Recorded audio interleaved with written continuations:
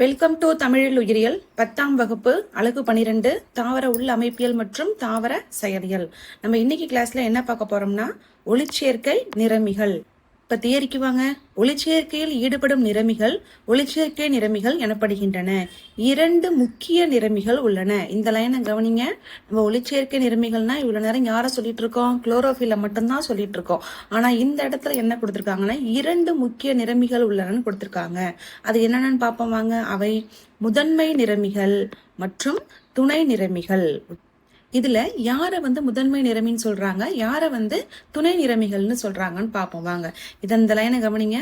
பச்சையம் ஏ, ஓகேவா? பச்சையம் ஏவை என்ன சொல்றாங்கன்னா முதன்மை நிறமின்னு சொல்றாங்க. ஏன் இதை முதன்மை நிறமின்னு சொல்றாங்க? ஏன்னா இதுவாலதான் என்ன பண்ண முடியும்னா சூரிய ஒளியை கவர்ந்து இழுத்து தாவரங்களோட உணவை தயாரிக்க முடியும். ஸோ அதனால எப்பவுமே குளோரோஃபில் தான் என்ன நிறமியா இருக்கும்? முதன்மை நிறமி. அடுத்த லைனை பாருங்க. இப்ப சூரிய ஆற்றலை அதிகம் கவர்ந்திழுக்கும் தன்மை கொண்டதாகும். இந்த நிறமியானது சூரிய ஆற்றலை வேதி ஆற்றலாக மாற்றுகிறது. ஆகையால் இது வினை மையம் என அழைக்கப்படுகிறது. வினை மையம், வினைனா ஒரு செயல், அந்த செயல் நடக்கக்கூடிய இடமே யாருன்னா குளோரோஃபில் தான். அதனால அதை நம்ம என்ன சொல்றோம்னா வினை மையம் அப்படின்னு சொல்றோம். அடுத்து பாருங்க, ஏனைய நிறமிகளான பச்சையம் பி. இந்த இடத்துல யாரு பச்சையம் பி அப்படின்னா இதுக்கு முன்னாடி நம்ம படிச்சோம்ல. அடுத்தது பாருங்க, ஏனைய நிறமிகளான பச்சையம் பி மற்றும் கரோட்டினாய்ட் போன்றவை துணை நிறமிகளாகும். யார் பச்சையம் பீனா யார சொல்றாங்க, கரோட்டினாய்ட்ஸ்னா யார சொல்றாங்க அப்படின்னா இதுக்கு பசுங்கணிகங்களோட வகைகள் பார்த்தோம்ல. அதுல குளோரோபிளாஸ்ட், குரோமோபிளாஸ்ட், லீகோபிளாஸ்ட் வகைகள்லாம் பார்த்தோம்ல. அதுல பச்சை நிற பசுங்கணிகம் இருந்துச்சு, மஞ்சள் நிறமா இருந்துச்சு, அந்த கலர்ஃபுல்லான பசுங்கணிகங்கள்லாம் இருந்துச்சு இல்லையா? அதை தான் நம்ம என்ன சொல்றோம்னா பச்சையம் பி மற்றும் கரோட்டினாய்டுன்னு சொல்றோம். இதை தான் நம்ம என்ன சொல்றோம்னா துணை நிறமிகள் அப்படின்னு சொல்றோம். அப்ப பச்சையம் பி மற்றும் கரோட்டினாய்டு என்ன சொல்றோம்னா துணை நிறமிகள் அப்படின்னு சொல்றோம். இவை என்ன பண்ணுது துணை நிறமிகள்னா இதுங்களால ஒளிச்சேர்க்கை பண்ண முடியாது. ஆனா சூரிய ஒளி என்ன செய்யும்? உள்வாங்கி எங்க பச்சை கலர் இலை இருக்கோ அங்க அனுப்பும். ஒரு கிளை இருக்குன்னு வச்சுக்கோங்க, அதுல பச்சை கலர் இலையும் இருக்கும், மஞ்சள் கலர் இலையும் இருக்கும், ஆரஞ்சு கலர் இலையும் இருக்கும். பழுக்க பழுக்க கலர் மாறிக்கிட்டே வரும். அப்ப அந்த மஞ்சள் கலர் இலைலாம் இருக்கு இல்லையா, அதுங்க என்ன பண்ணும்னா சூரிய ஒளியை வாங்கிக்கும். ஆனா அதால உணவு தயாரிக்க முடியாது. அப்ப சூரிய ஒளியை வாங்கி யாருக்கிட்ட கொடுத்துரும்? பச்சை இலைக்கு அனுப்பிடும். இவை சூரிய ஆற்றலை கவர்ந்து முதன்மை நிறமிக்கு அனுப்பிவிடும். பச்சையம் நிறமிங்கிறது நமக்கு என்னது? வினை மையம், அதாவது பச்சையம் ஏ. துணை நிறமிகள்ங்கிறது ஏற்பி நிறமி மூலக்கூறுகள் மையம். இரண்டும் சேர்ந்து ஒளித்தொகுப்பு என்று அழைக்கப்படுகிறது. அடுத்து கவனிங்க, ஒளிச்சேர்க்கையில் சூரிய ஒளியின் பங்கு. ஒளிச்சேர்க்கை நடக்கணும்னா அவசியமா யார் இருந்தே ஆகணும்? சூரிய வெளிச்சம் இருந்தே ஆகணும். அப்ப அந்த சூரிய ஒளி என்ன ரோல் வகிக்குது பாருங்க. ஒளிச்சேர்க்கையின் முழு நிகழ்ச்சியும் பசுங்கணிகத்தின் உள்ளே நடைபெறுகிறது. பசுங்கணிகம் ஸ்ட்ரக்சர் முன்னாடியே பார்த்து முடிச்சிட்டோமா நம்ம. உருளை வடிவில் இருந்துச்சுல, நீள்வாக்கல, அதுக்குள்ளதான் இந்த ஒளிச்சேர்க்கையோட முழு நிகழ்ச்சியுமே நடக்குது. ஒளி சார்ந்த வினை அல்லது ஒளிவினை. அது என்னது? ஒளி சார்ந்த வினை அல்லது ஒளிவினை பசுங்கணிகத்தின் கிரானாவிலும், இதை நல்லா அந்த லைனை கவனிக்கணும். ஒளி சாரா வினை அல்லது இருள் வினை பசுங்கணிகத்தின் ஸ்டோமாவிலும் நடைபெறுகிறது. நம்ம இதுக்கு முன்னாடி பசுங்கணிகத்தோட ஸ்ட்ரக்சர் பத்தி தெளிவா பார்த்து முடிச்சுட்டோம். இப்ப ஒளிச்சேர்க்கையோட முழு நிகழ்ச்சியும் எங்க நடக்குது அப்படின்னு சொல்றாங்கன்னா பசுங்கணிகத்துக்குள்ளதான் நடக்குது. பசுங்கணிகத்துக்குள்ள நம்ம யாரெல்லாம் இருக்கான்னு பார்த்தோம். கிரானா இருந்துச்சு, ஸ்டோமா இருந்துச்சு, ஸ்டோமா லேமெல்லா இருந்துச்சு, இதெல்லாம் படிச்சோம் இல்லையா? அப்ப ஒளி சார்ந்த வினை அல்லது ஒளி வினை, அதாவது பகல் நேரத்துல சூரிய வெளிச்சம் இருக்கும். பகல் நேரத்துல நடக்கிற வினைக்கு பேரு ஒளி சார்ந்த வினை அல்லது ஒளி வினை அப்படின்னு சொல்றோம். இரவு நேரம் ஆயிடுச்சுன்னா சூரிய ஒளி இல்லை. அப்ப இரவு நேரத்துல நடக்கக்கூடிய நிகழ்ச்சிக்கு இருள் வினை அல்லது என்ன சொல்றோம்? ஒளி சாரா வினை அப்படின்னு சொல்றோம். ஓகேவா? இப்ப ஃபர்ஸ்ட் ரியாக்ஷன் பாருங்க. ஒளி சார்ந்த வினை அல்லது ஒளி வினை அப்படின்னு சொல்றாங்க.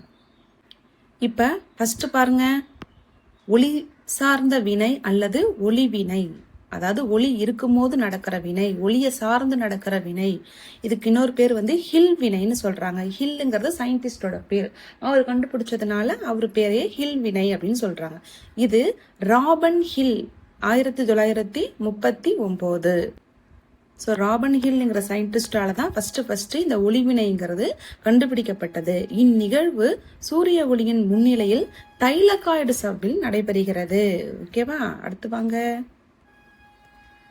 ஒளிச்சேர்க்கை நிறமிகள் சூரிய ஆற்றலை ஈர்த்து ஏடிபி மற்றும் NADPH+H+ஐ உருவாக்குகின்றன. இவை இரண்டும் இருள் வினைக்கு பயன்படுகின்றன. பகல் நேரம் ஃபுல்லா என்ன செய்யும்னா அந்த தாவரம் சூரிய ஒளியை பயன்படுத்தி வேகமா என்ன பண்ணுது, ATP NADPH2 அப்படின்னு சொல்லுவோம். ஓகேவா?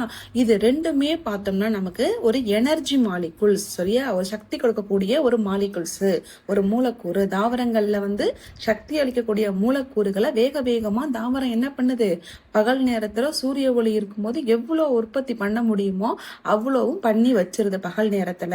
இந்த பகல் நேரத்துல உற்பத்தி பண்ண ATPயும் NADPH2வும் இருள் வினையில என்ன செய்யுதுன்னு பார்ப்போம். அடுத்து பாருங்க, ஒளி சாரா வினை அல்லது இருள் வினை. சரியா? ஒளி சாரா அப்படின்னா என்ன அர்த்தம்? ஒளி இல்லாம நடக்கிற வினை இருள் வினை. அதுக்கு இன்னொரு பேர் என்ன கொடுக்குறாங்க, உயிர் பொருள் உற்பத்தி நிலை. இப்ப பகல் நேரத்துல தயாரிக்கப்பட்ட சூரிய ஒளியை வாங்கி அந்த ATP NADPலாம் இரவு நேரங்கள்ல என்னவா பண்ணுது, ஒரு உற்பத்தி ஆலை மாதிரி அங்க உருவாகிட்டு இருக்கு. அதுங்களுக்கு தேவையான எனர்ஜியை உருவாகிட்டு இருக்கு. தேரிக்கு வாங்க. இந்நிகழ்ச்சியின் போது ஒளி சார்ந்த வினையில் உண்டான ஒளி சார்ந்த வினையில் என்ன உண்டாச்சு, ATPயும் NADPH2ன்னு சொல்லலாம். இதை ஓகே, 2 H இருக்கிறதுனால H2ன்னு கூட சொல்லலாம். அப்ப ATPயும் NADPH2வும் எப்ப உருவாச்சு, ஒளி சார்ந்த வினையில உருவாச்சு. இது ரெண்டும் என்ன பண்ணுதுன்னா எதோட உதவியோட பாருங்க, NADPH2 உதவியுடன் CO2 ஆனது கார்போஹைட்ரேட்டாக ஒடுக்கமடைகிறது. அப்ப பகல் நேரத்துல என்ன பண்ணுதுன்னா கிடைக்கிற சூரிய ஒளியெல்லாம் வாங்கி வேகமா எனர்ஜி மாலிகுல்ஸா ஸ்டோர் பண்ணி வைக்குது. இரவு நேரங்கள்ல தான் அந்த ATPயும் NADPH2வும் என்ன பண்ணுது, CO2 உதவியால கார்போஹைட்ரா உடைக்கப்படுகிறது. ஏன்னா பகல் நேரத்துல என்ன பண்ணுது, தாவரம் ஆக்சிஜனை வெளில அனுப்பிக்கிட்டே இருக்கு. ஓகேவா? இரவு நேரத்துல நம்மள மாதிரி சுவாசிக்குங்க. ஓகேவா? ஆக்சிஜனை வாங்கிக்கிட்டு கார்பன் டை ஆக்சைடை வெளில அனுப்பும். ஓகேவா?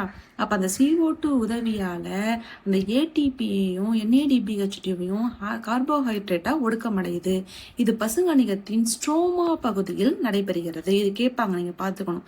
ஒளிவினை எங்க நடக்குது, இருள்வினை எங்க நடக்குதுன்னு கேட்பாங்க. இந்நிகழ்ச்சி கால்வின் சுழற்சி எனவும் அழைக்கப்படுகிறது. இதுக்கு இன்னொரு பேர் என்னது, கால்வின் சுழற்சி. அதை என்ன சொன்னோம், நம்ம ஒளிவினைய ஹில் ரியாக்ஷன் சொன்னோம். ஓகேவா? ஏன்னா இது கால்வின்ங்கிற சயின்டிஸ்ட் கண்டுபிடிச்சிருக்கிறார். இதற்கு சூரிய ஒளி தேவையில்லை, ஏன்னா நைட் நேரத்துல நடக்குது. புரிஞ்சுதா? இப்ப கால்வின் சுழற்சியில் காற்றில் இருந்து CO2வும் ஒளிவினையின் மூலம் உண்டான ATP மற்றும் NADPH2வும் உள்நுழைகிறது. இந்த ரியாக்ஷனை கீழே சிம்பிளா ஒரு படத்துல கொடுத்திருப்பாங்க பாருங்க. இப்ப இந்த படத்தை பாருங்க, கீழே 12.9. இப்ப அடுத்து வாங்க, படத்துக்கு வாங்க. இப்ப நம்ம பார்த்த அந்த இருள் வினை ஒளிவினை ரெண்டுமே எதுக்குள்ள நடக்குதுன்னு பார்த்தோம். ஒளிச்சேர்க்கையானது பசுங்கணிகத்துக்குள்ள நடக்குது. அந்த பசுங்கணிகம் தான் இந்த சர்க்கிள் பச்சையா இருக்கு இல்லையா, அது. அப்ப ஒளிச்சேர்க்கை வினை நடைபெறுகிறது. சூரிய ஒளி இருக்கு. ஒளி சார்ந்த வினைங்கிறது என்னது, பகல் நேரத்துல நடக்கிற வினைகள். பகல் நேரத்துல நடக்கும்போது நீங்க அப்படியே அந்த ஒளிச்சேர்க்கையோட அந்த ஈக்குவேஷனுக்கு போயிடுங்க. என்ன வெளில வந்துச்சு, H2O O2 இதெல்லாம் வெளில வந்துச்சு. ஞாபகம் இருக்கா உங்களுக்கு பகல் நேரத்துல? அப்ப ஒளி சார்ந்த வினையின் போது இந்த இடத்துல என்ன உருவாது பாருங்க, ATPயும் NADPHும் உருவாகுது. இது அப்படியே சைக்கிள் ரியாக்ஷன். அப்படியே இரவு நேரத்துக்கு வாங்க, கால்வின் சுழற்சிக்கு வாங்க. கால்வின் சுழற்சியில இங்க உருவான ATP இரவு நேரங்கள்ல என்னவா மாறுது, ADPயா மாறுது. NADPH என்னவா மாறுது, NADPயா மாறுது. ஏன் NADPயா மாறுதுன்னா அதுல உள்ள ஹைட்ரஜன் மாலிகுல்ஸ் வெளில போயிடுது. யாரோட உதவியால மாறுது, CO2வோட உதவியால. CO2 உள்ள நுழையறதுனாலதான் இந்த மாற்றமே இங்க நடக்குது. அப்ப இரவு நேரங்கள்ல தாவரம் என்ன பண்ணுது, தனக்கு தேவையான குளுக்கோஸை ரெடி பண்ணி வச்சுக்குது. புரியுதா? பகல் நேரத்துல சூரிய வெளிச்சத்தை வாங்கி ஸ்டோர் பண்ணி வச்சுக்குது. நைட் நேரத்துல என்ன பண்ணிக்குது, அதுக்கு தேவையான அந்த குளுக்கோஸ்ங்கிற மாலிகுல்ஸா அது கன்வெர்ட் பண்ணிக்குது.